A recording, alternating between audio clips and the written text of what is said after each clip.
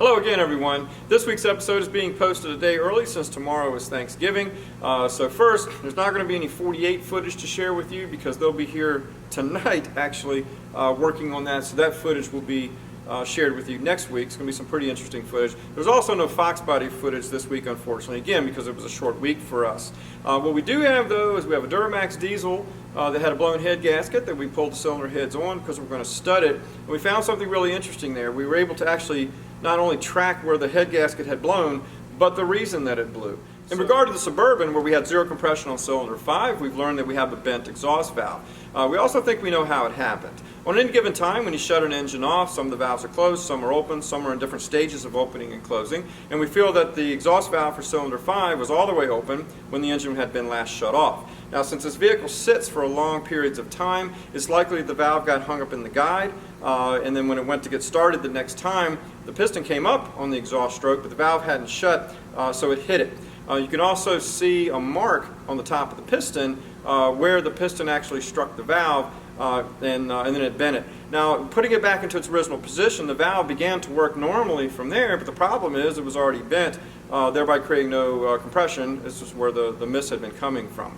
You can see here the new valve against the bent one, and that gives you an idea of how bad that valve is actually bent. So the next thing to do is put the valve into the cylinder head, which you'll see that next week, and get the cylinder head put back onto the Suburban, get everything else back together, and we'll have this one running soon. We have a blown head gasket on this 6.6 Duramax engine. We're going to be pulling the whole top end apart to see which one it is, and then we're also going to be upgrading it with an ARP stud kit.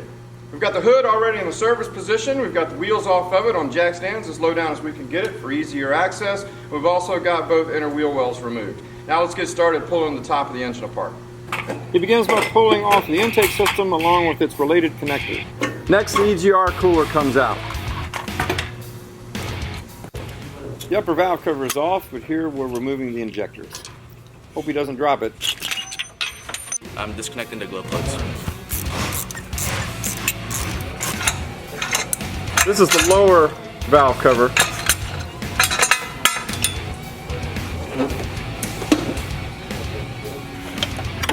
Power steering pump pulley needs to be removed so we can gain access to some of the bolts behind it.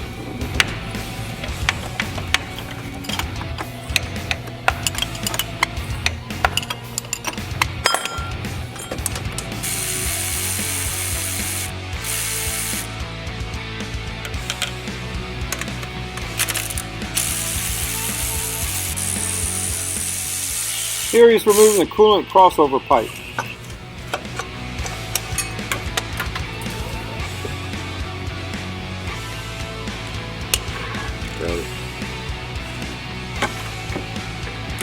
Removing the turbo from this truck is one of the hardest jobs, and we need to do that to get the intake clear.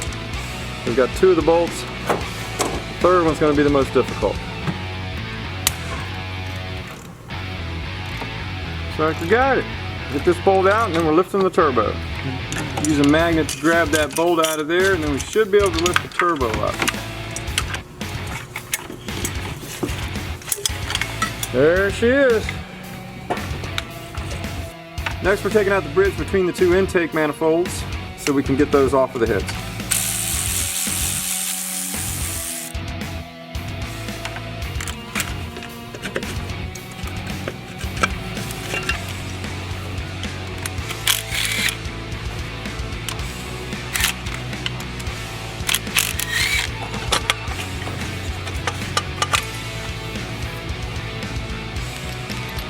Next is the rocker arm shaft. Then we'll take out the push rods and remove the head.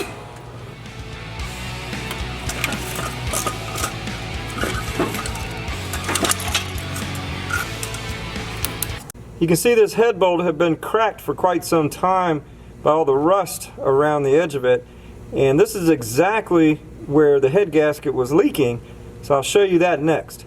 You can see here the fire ring on the head gasket is broken and lifted, and that's where the head gasket was leaking. But what's more important to note is the carbon here on the head gasket where it's black.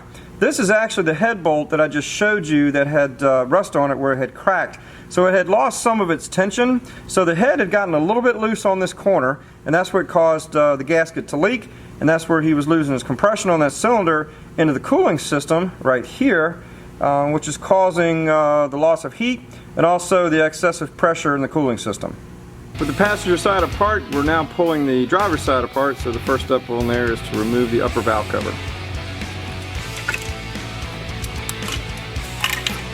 Then we'll take the lower valve cover off, get rid of the rocker arm shaft like we did on the passenger side, and then that head will be ready to remove next.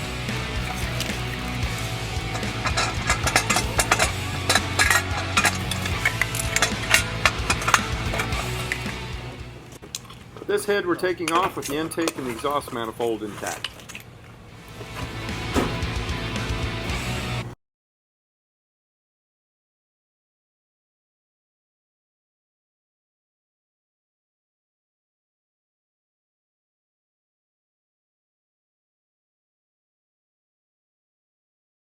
It's a lot of dirt.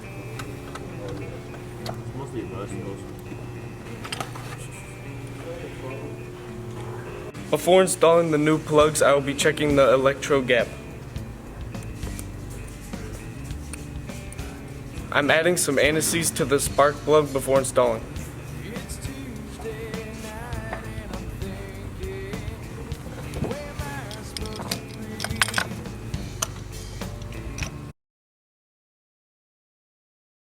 With the head off, we can see that the exhaust valve in cylinder 5 is bent. There's definitely a gap there between the valve face and the valve seat, unlike the one here. So we're going to be removing this valve to see what might have caused that, but we pretty much think we already have an idea. With the valve spring compressor in place, we're compressing the valve to get the keepers out, and then we'll take this valve out and see how bad it is.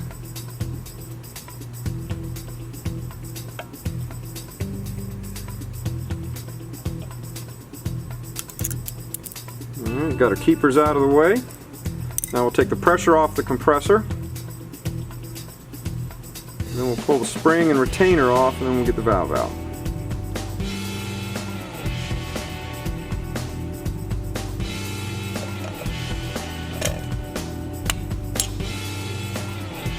The tip of the valve is mushroomed slightly, so it's not allowing it to come through the guide. We don't want to force it and tear up the guide, so we're going to take a file and chamfer the tip of the valve so that we can get it out.